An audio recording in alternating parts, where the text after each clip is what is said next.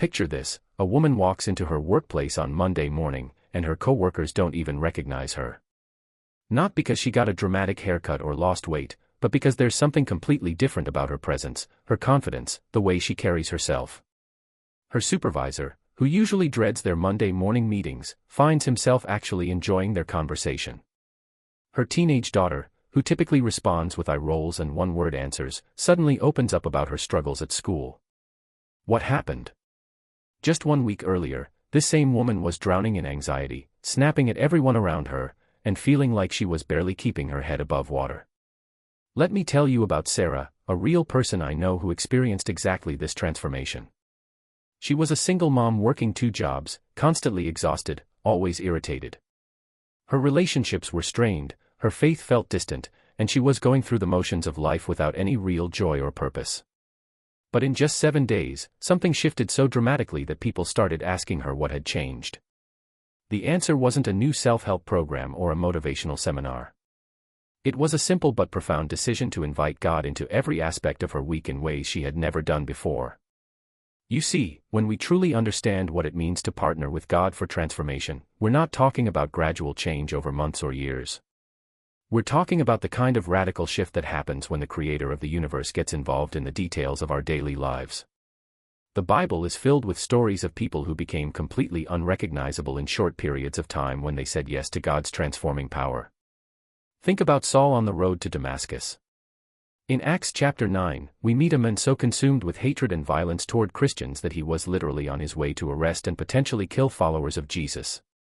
But after one encounter with the risen Christ, he was transformed so completely that people couldn't believe he was the same person. Within days, this former persecutor was preaching in the synagogues that Jesus is the Son of God. The Bible tells us that all who heard him were amazed and asked, "Isn't this the man who caused havoc in Jerusalem among those who call on this name?" The same God who transformed Saul into Paul in a matter of days is ready to work that same kind of miraculous change in your life. But here's what most people miss: transformation doesn't happen by accident. It happens when we create specific conditions and make intentional choices that invite God's power into our circumstances. Imagine you're standing in front of a mirror, looking at yourself, and you realize that the person staring back at you isn't who you want to be anymore. Maybe you're tired of the anger that flares up at the smallest inconvenience. Perhaps you're exhausted from the anxiety that keeps you awake at night. Or maybe you're just weary of feeling stuck, going through the motions, living far below the abundant life that Jesus promised. What would it look like if, 1 week from today, you were so different that people had to do a double take when they saw you? The first key to becoming unrecognizable in just 1 week is understanding that God specializes in the impossible. Let me paint a picture for you from the book of Ezekiel. God was speaking to a prophet who was standing in a valley filled with dry bones, scattered and lifeless. The scene was hopeless, beyond any human ability to fix or change. But God asked Ezekiel a question that still echoes today: "Son of man, can these bones live?" Ezekiel's response was perfect: "Sovereign Lord, you alone know." Then God told Ezekiel to prophesy to those dead bones, to speak life over what appeared to be a hopeless situation. As Ezekiel obeyed, something miraculous happened. The bones began to come together, sinews and flesh appeared, skin covered them, and breath entered them. What was once a valley of death became an army of living beings. Think about this in your own life. What areas feel like dry bones right now? Maybe it's your marriage that seems to have lost all intimacy and connection. Perhaps it's your relationship with your children that feels cold and distant. Maybe it's your career that feels meaningless, or your finances that seem hopelessly broken. God is asking you the same question he asked Ezekiel: can these bones live? And the answer is still the same: with God, absolutely nothing is impossible. Sarah, the woman I mentioned earlier, had plenty of dry bone areas in her life. Her relationship with her teenage daughter had deteriorated to nothing but arguments and silence.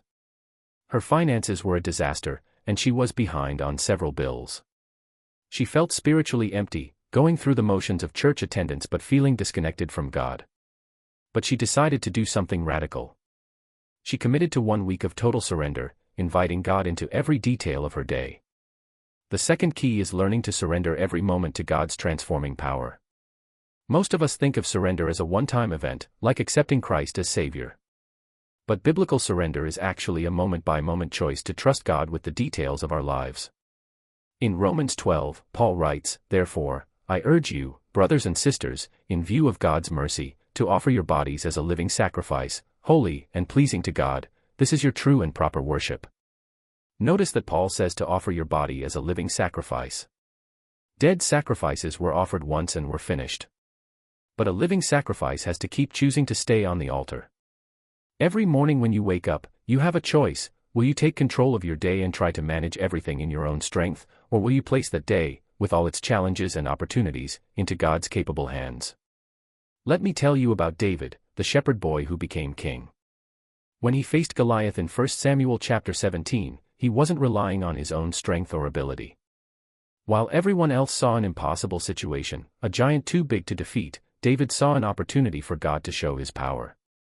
David declared, "The Lord who rescued me from the paw of the lion and the paw of the bear will rescue me from the hand of this Philistine."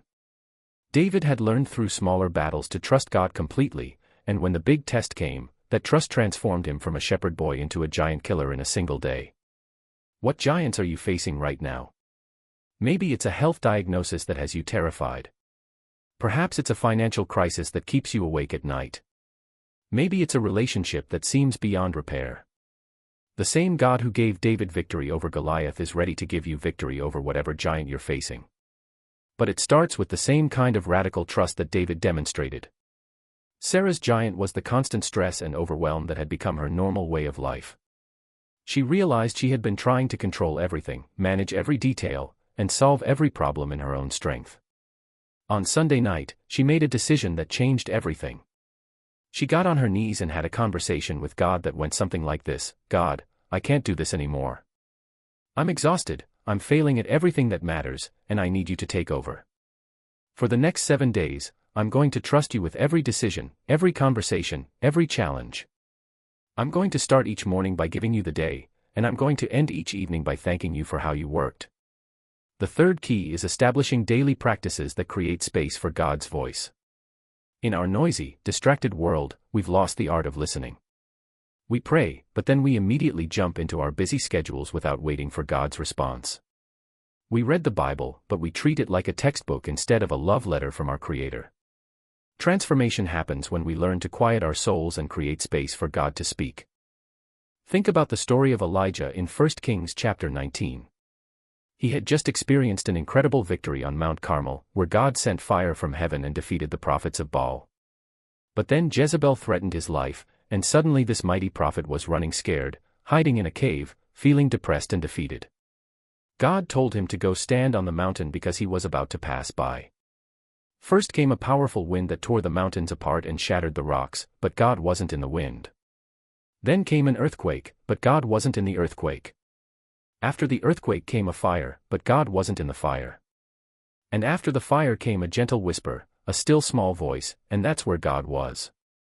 Elijah heard it, and it transformed him from a man running in fear to a prophet ready to complete his mission. In our culture, we expect God to speak through the wind, the earthquake, and the fire, the dramatic supernatural moments. But most often, God speaks in the gentle whisper, in the quiet moments when we stop rushing and create space to listen. Sarah discovered this on her very first morning of her transformation week. Instead of immediately reaching for her phone and checking emails, she spent the first 30 minutes of her day in complete silence, just sitting with God. She later told me that at first, the silence felt uncomfortable. Her mind raced with all the things she needed to do, all the problems she needed to solve. But as she kept choosing to redirect her attention back to God's presence, something beautiful happened. She began to sense a peace she hadn't felt in months.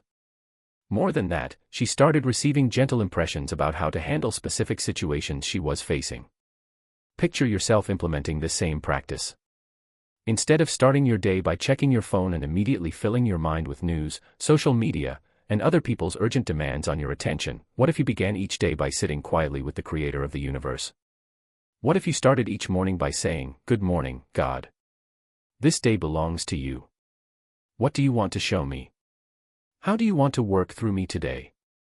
The fourth key is learning to recognize and follow God's promptings throughout the day. The Holy Spirit is constantly speaking to us, guiding us, giving us wisdom for each situation we face. But we've trained ourselves to rely so heavily on our own understanding that we often miss these divine nudges. Transformation accelerates when we become sensitive to God's voice in the ordinary moments of our lives. Consider the story of Philip in Acts chapter 8. An angel of the Lord told Philip to go south to the road that goes down from Jerusalem to Gaza. Philip didn't know why, didn't know what he would find there, but he obeyed immediately. When he arrived, he saw an Ethiopian official sitting in his chariot, reading from the book of Isaiah but not understanding what he was reading. The Spirit told Philip to go near the chariot, and Philip obeyed again. The result was that this Ethiopian official heard the gospel, believed, and was baptized. Through Philip's sensitivity to God's promptings, the gospel spread to Africa. What if you lived with that same sensitivity to God's voice? What if throughout your day, you paused before making decisions and asked, God, what would you have me do here? What if you paid attention to those gentle impressions to call a friend, to help a stranger, to take a different route home, to have a specific conversation with your spouse or your children? Sarah experienced this on Tuesday of her transformation week. She was rushing through the grocery store, focused on getting everything on her list as quickly as possible, when she felt a gentle impression to slow down and really look at the cashier. When she did, she noticed that the young woman looked exhausted and stressed. Instead of just going through the transaction mechanically, Sarah looked her in the eyes, smiled genuinely, and asked how her day was going. The cashier's whole demeanor changed. She shared that she was working 2 jobs to put herself through school and was feeling overwhelmed. Sarah encouraged her, told her she was proud of her for working so hard for her education, and left that young woman with a completely different outlook on her day. That might seem like a small thing, but here's what Sarah discovered: when we start following God's promptings in the small moments, He begins to trust us with bigger opportunities to be His hands and feet in the world. More importantly, each act of obedience changes us. Each time we choose to listen to God's voice and respond, we become more like the person He created us to be. The 5th key is understanding that God's love transforms us from the inside out. Many people try to change their behavior without addressing the heart issues that drive their actions. They focus on external modifications while the internal landscape remains unchanged. But lasting transformation happens when we allow God's unconditional love to heal the wounds, fears, and insecurities that have been shaping our choices. Let me tell you about the woman at the well in John chapter 4. She had been married 5 times and was currently living with a man who wasn't her husband. She came to draw water at noon, the hottest part of the day, probably to avoid the other women who would come earlier when it was cooler. She was living in shame, trying to hide from the judgment and whispers of her community. But Jesus saw past all of that. He saw her heart, her pain, her desperate need for love and acceptance. Instead of condemning her, Jesus offered her living water, a relationship with God that would satisfy the deep thirst in her soul that she had been trying to quench through relationships with men. By the end of their conversation, she was so transformed that she ran back to her town and told everyone about Jesus. The very people she had been hiding from became the audience for her testimony. In one encounter with God's love, she went from shame-filled and hiding to bold and evangelistic. Think about the areas of your life where shame has been keeping you stuck. Maybe it's past mistakes that you replay over and over in your mind. Perhaps it's current struggles that you're trying to hide from others. Maybe it's dreams and callings that you've given up on because you don't believe you're worthy or capable. God's love has the power to heal those deep places and transform your entire self-concept.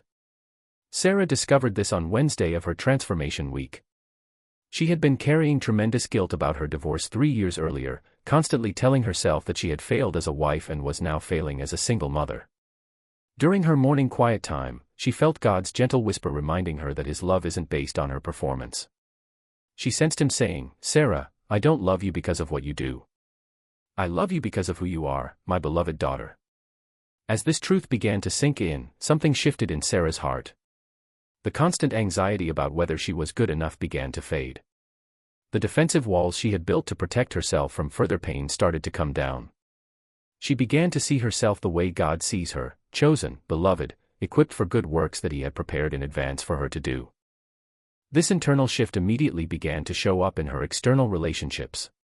When her daughter came home from school that day, instead of the usual stressed-out mom focused on homework and chores, she found a mother who was genuinely interested in hearing about her day. Instead of barking orders and managing every detail, Sarah found herself actually listening, asking questions, and connecting with her daughter's heart. The 6th key is learning to partner with God in practical steps that align with His character. Transformation isn't just about feeling different, it's about living differently. When we understand God's character and begin to align our actions with His values, we start to experience the joy and peace that come from living in harmony with our Creator's design. Consider the story of Zacchaeus in Luke chapter 19. He was a chief tax collector, which meant he was wealthy but despised by his community. Tax collectors were known for cheating people, taking more than what was owed and keeping the extra for themselves. Zacchaeus had probably built his entire identity and security around his wealth and status. But when Jesus invited himself to Zacchaeus' house for dinner, everything changed. The encounter with Jesus' love and acceptance was so transformative that Zacchaeus immediately stood up and made practical commitments that reflected his internal change. He promised to give half of his possessions to the poor and to pay back 4 times the amount to anyone he had cheated. These weren't requirements that Jesus imposed, they were the natural overflow of a transformed heart. What practical steps is God inviting you to take this week that would align your life more closely with His character? Maybe He's prompting you to forgive someone who hurt you deeply. Perhaps He's calling you to be more generous with your resources, your time, or your encouragement. Maybe He's asking you to have a difficult but necessary conversation that you've been avoiding. Sarah discovered this on Thursday when she realized that her constant complaining and negative attitude had been poisoning the atmosphere in her home and workplace. Instead of just trying to stop complaining, she asked God to help her develop a heart of gratitude. She started a simple practice of writing down 3 things she was grateful for each morning and 3 ways she had seen God work each evening. The change was immediate and noticeable. Instead of walking into work with a cloud of stress and negativity, she began greeting her co-workers with genuine warmth and appreciation. Instead of focusing on everything that was going wrong at home, she started noticing and celebrating the good things her daughter was doing. The atmosphere in both environments began to shift because Sarah's heart had shifted.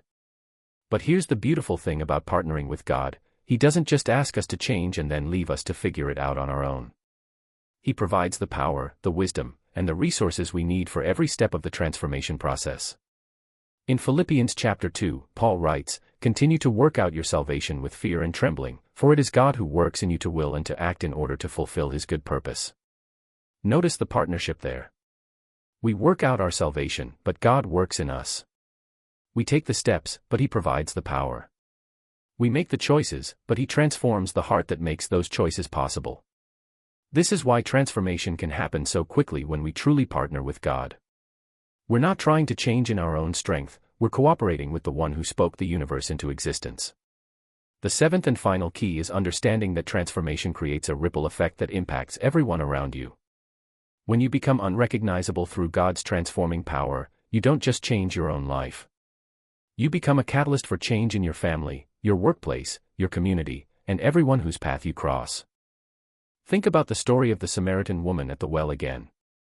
Her encounter with Jesus didn't just transform her, it transformed her entire town. John chapter 4 tells us that many of the Samaritans from the town believed in Jesus because of her testimony. They said, "We no longer believe just because of what you said, now we have heard for ourselves, and we know that this man really is the Savior of the world." One transformed life became the gateway for an entire community to encounter the love and grace of God. This is the power of authentic transformation. It's contagious. When people see genuine change, when they witness someone becoming more loving, more peaceful, more joyful, more generous, it awakens something in their own hearts. They start asking questions. They want to know what's different, what's changed, how they can experience the same kind of transformation. Sarah experienced this ripple effect throughout her transformation week and beyond. Her daughter, who had been closed off and rebellious, began opening up and sharing her heart. Her ex-husband noticed the change during their weekly phone call about their daughter and asked what was different about her. Her co-workers started seeking her out for advice and encouragement instead of avoiding her because of her previous negativity. But the most powerful transformation happened in Sarah's relationship with her mother, who had been critical and difficult for as long as Sarah could remember. Instead of reacting defensively to her mother's criticism, Sarah began responding with love and patience. She started calling her mother regularly, not to argue or defend herself, but simply to connect and show care. Within a few weeks, her mother's entire demeanor toward her had changed. The relationship that had been a source of pain and stress became a source of joy and connection. Picture yourself 6 months from now, looking back at this week as the turning point that changed everything. Imagine the relationships that will be healed, the opportunities that will open up, the peace that will replace anxiety, the joy that will replace stress, the purpose that will replace emptiness. All of this is not just possible, it's what God desires for every one of His children. The same power that raised Jesus from the dead is available to raise dead areas of your life back to abundant living. The same love that transformed Saul into Paul, that changed the woman at the well from shame to boldness, that turned Zacchaeus from greed to generosity, is ready to transform you from wherever you are right now into who God created you to be. But remember, transformation requires partnership with God. It requires surrender, daily practices that create space for His voice, sensitivity to His promptings throughout the day, allowing His love to heal your heart, taking practical steps that align with His character, and understanding that your transformation will impact everyone around you. Right now, wherever you are listening to this, I want you to take a moment and talk to God. Tell Him about the areas of your life where you want to see transformation. Tell Him about the relationships that need healing, the habits that need changing, the fears that need conquering, the dreams that need resurrecting. Ask Him to make you unrecognizable in the best possible way over the next 7 days. And then commit to the daily practices that create space for His transforming power. Start each morning with surrender and silence. Listen for His promptings throughout the day. End each evening with gratitude and reflection on how you saw Him work. Take practical steps that align with His character. Allow His love to heal the deep places in your heart that have been driving your choices. I promise you this, if you truly partner with God for transformation over the next 7 days, people will notice a difference. More importantly, you'll experience the joy, peace, and purpose that come from living in alignment with your Creator's design for your life. Don't wait until tomorrow or next week to start. The God who can transform you in 7 days is ready to begin right now. Your unrecognizable life of freedom, joy, and purpose is just one surrender away. Are you ready to say yes to the adventure of transformation with the God who specializes in making all things new? If this message has impacted you, I want to encourage you to hit that subscribe button and turn on notifications so you never miss content that could change your life. Share this video with someone who needs to hear that transformation is possible, no matter what they're facing right now. And in the comments below, I'd love to hear about one area of your life where you're ready to invite God's transforming power this week. Your testimony could be exactly what someone else needs to hear to take their first step toward their own unrecognizable transformation. Remember, with God, your best days aren't behind you, they're ahead of you, starting right now.